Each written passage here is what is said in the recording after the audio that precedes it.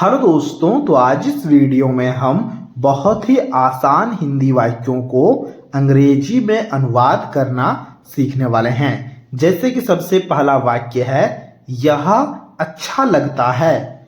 इसी प्रकार का दूसरा वाक्य है यह आसान लगता है। तो इस तरह के हिंदी वाक्यों को कैसे हम अंग्रेजी में अनुवाद करेंगे यही हम सीखने वाले हैं। तो चलिए सबसे पहले वाक्य से शुरुआत करते हैं। देखो लिखा गया यह अच्छा लगता है। तो सबसे पहले यह लगता है के लिए लिखेंगे। देखो यह के लिए हम या तो दिस शब्द का इस्तेमाल कर सकते हैं या फिर इट शब्द का इस्तेमाल कर सकते हैं। तो इस वाले ट्रांसलेशन के लिए हमने यह के लिए इट शब्द का इस्तेमाल किया। फिर देखो जो लगता है लिखा गया है ना, इसके लिए हम यहाँ पर लुक्स लिखेंगे। लुक का मतलब देखो देखना होता है, लेकिन यहाँ पर लगता है के लिए लुक शब्द का इस्तेमाल हो रहा होगा। तो हमने लिखा इट लुक्स, मतलब यह लगता है। क्या लगता है ना, अच्छा लगता है। तो अच्छा के लिए हम क्या लिखेंगे, अच्छा का अंग्रेजी में मतलब गुड होता है, तो हम गुड लिखेंगे। अब बताओ हमने यहाँ पर लुक्स क्यों लिखा। देखो लुक का मतलब होता है देखना, लुक्स का मतलब हो गया देखता है। तो इसका मतलब हो रहा है यह देखने में अच्छा लगता है, इसलिए हमने यहाँ पर लगता है के लिए लुक्स लगाया। देखना यहाँ पर जो लिखा गया है ना वो साइलेंट है, वो सेंस में हमें समझना होता है। ठीक है, तो ये हो गया इट लुक्स गुड। इसी प्रकार से देखो यहाँ पर लिखा गया है यह आसान लगता है, यानी कि यह देखने में आसान लगता है। तो यहाँ पर यह जो लिखा गया है उसके लिए हम क्या करेंगे ना, इट लिखेंगे।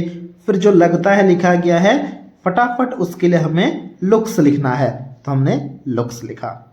इट लुक्स मतलब यह लगता है। क्या लगता है ना, आसान लगता है।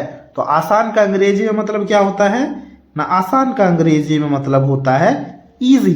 तो हमने यहाँ पर इजी लिखा। इट लुक्स इजी मतलब यह आसान लगता है। अब मान लो लिखा गया होता यह बहुत आसान लगता है, तो फिर हम क्या करते ना, हम लिखते इट लुक्स वेरी इजी। बात समझ पा रहे हो, बिल्कुल समझ पा रहे होगे। काफी आसान है ये सारे ट्रांसलेशन।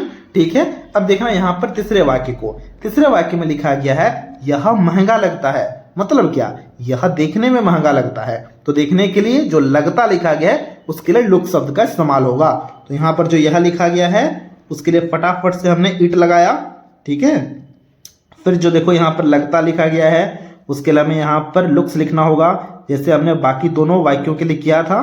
तो हमने लिखा इट लुक्स मतलब यह लगता है। क्या लगता है ना, महंगा लगता है। अब महंगा का अंग्रेजी में मतलब क्या होता है ना, महंगा का अंग्रेजी में मतलब होता है एक्सपेंसिव। स्पेलिंग को जरा ध्यान से देखना। तो हमने यहाँ पर लिखा एक्सपेंसिव, EXPENSIVE, एक्सपेंसिव मतलब होता है महंगा। इट लुक्स एक्सपेंसिव मतलब यह महंगा लगता है।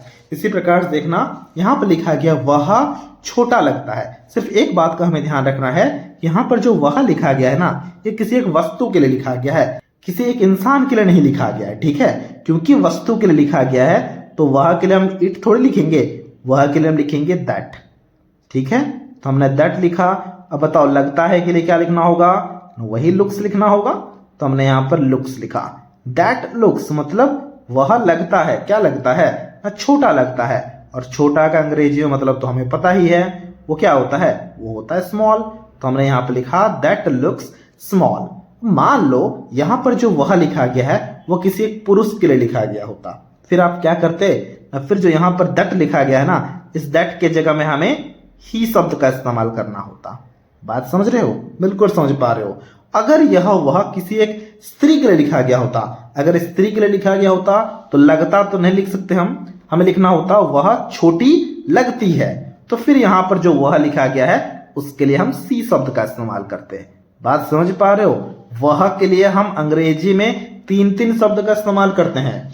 अगर किसी वस्तु के लिए हो या फिर कोई जानवर के लिए हो तब हम हमेशा दैट शब्द का इस्तेमाल करते हैं।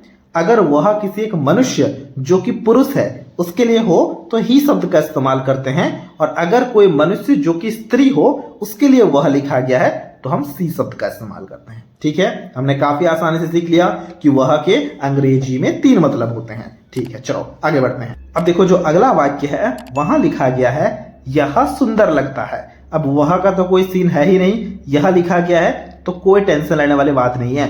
फटाफट से हम यहाँ पर इट लिखेंगे। तो हमने यहाँ पर इट लिखा, लगता लिखा गया है तो उसके लिए क्या करेंगे, लगता है के लिए इनफैक्ट उसके लिए हम लिखेंगे इट लुक्स, मतलब यह लगता है, क्या लगता है ना, सुंदर लगता है। सुंदर का अंग्रेजी में मतलब क्या होता है, सुंदर का अंग्रेजी में मतलब होता है ब्यूटीफुल। तो हम यहाँ पर लिखेंगे इट लुक्स ब्यूटीफुल। ब्यूटीफुल का स्पेलिंग जरा ध्यान से देख लेना, ठीक है। तो ये हो गया यह सुंदर लगता है का अंग्रेजी में अनुवाद। अब यहां पर देखना जो छठा वाक्य है ये आपके लिए होमवर्क है। देखो लिखा गया है वह आसान लगता है। अब यहां पर जो वह लिखा गया है ना, यह किसी एक वस्तु के लिए लिखा गया है, ठीक है। वस्तु, चीज या फिर कोई दूसरा चीज जो कि मनुष्य नहीं है उसके लिए लिखा गया है। अब आप इसके ट्रांसलेशन को काफी आसानी से कर पाओगे। ट्रांसलेशन को खुद से करना है और हमसे कमेंट बॉक्स में जरूर से जरूर शेयर करना है। आसान का मतलब क्या होता है मैं लिख देता हूं, वो होता है इजी, ताकि आपको ट्रांसलेशन करते वक्त कोई भी दिक्कत ना हो, ठीक है। ट्रांसलेशन को खुद से करना और हमसे कमेंट बॉक्स में जरूर से जरूर शेयर करना। तो दोस्तों ये था आज का वीडियो। अगर आपको ये वीडियो अच्छा लगा है तो इस वीडियो को एक लाइक जरूर से जरूर कर देना, और कुछ इसी प्रकार के वीडियोस को देखने के लिए आप हमारे चैनल को भी सब्सक्राइब कर सकते हो।